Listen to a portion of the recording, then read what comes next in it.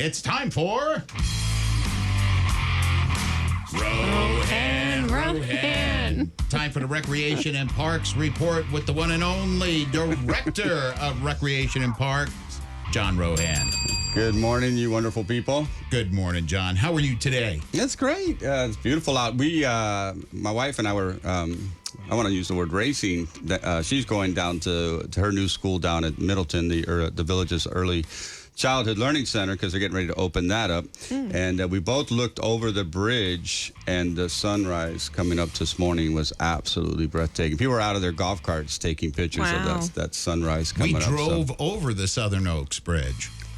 Did you really? We drove over. It was open. We drove over, went to the roundabout, and drove back. Nice. Good.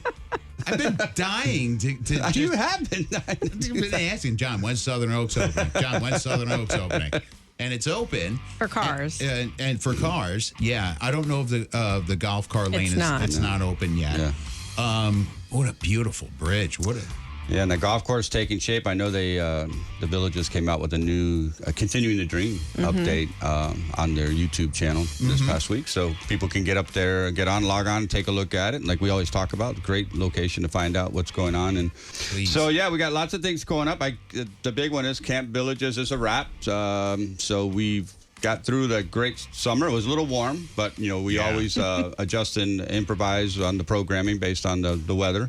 And so great turnout. Those who participated, thank you to our resident lifestyle volunteer leaders and staff.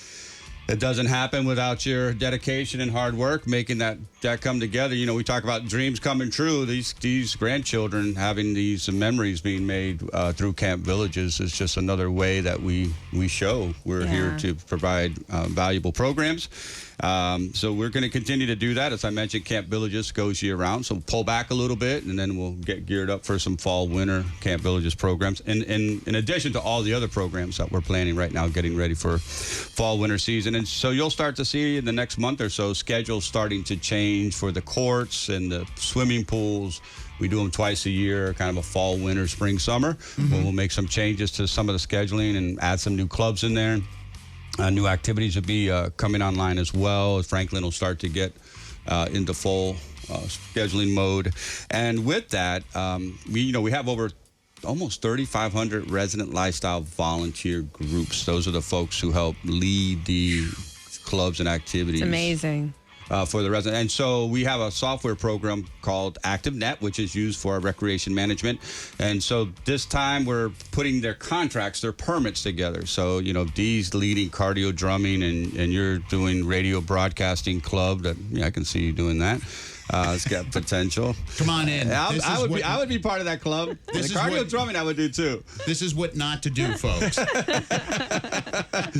And so the club leaders actually get a contract, a permit that says all the dates and times that we'll be meeting, and if there's any closures, anything of that nature.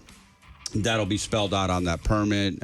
Sometimes the club leadership cancels. But long and short, they're going to get their schedule for the coming year.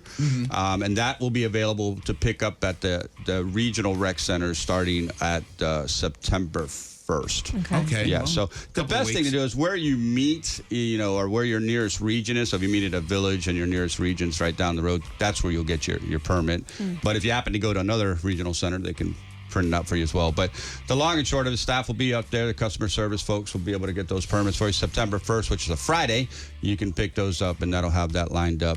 And then Community Watch is doing a hiring event for full-time and part-time people. That'll be at Azelle Recreation on the 8th.